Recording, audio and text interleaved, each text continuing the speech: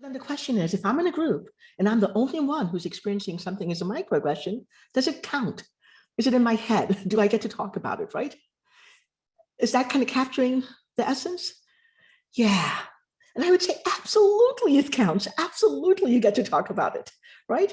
Because first, I just want to acknowledge that the fact that you're the only person who happens to be in the room with that identity in the moment doesn't make it any less a microaggression. It's like it doesn't become a bigger microaggression if 100 people are impacted versus one, right? And in some ways, this goes back to the question that Gwen said. There were 10 people killed in Buffalo. There are 100 million people around the world who are impacted by this, right? So it's not less because that person's not in the room.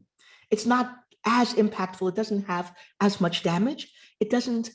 It also reinforces all of the stereotypes that those people are drawing from when they act in this microaggression.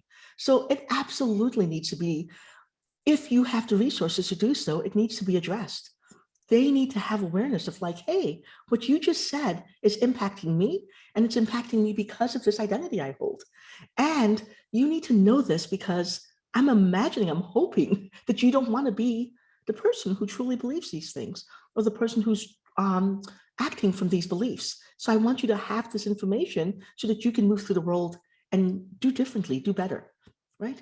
So I think even if you're the only person it needs to be spoken to, it needs to be addressed.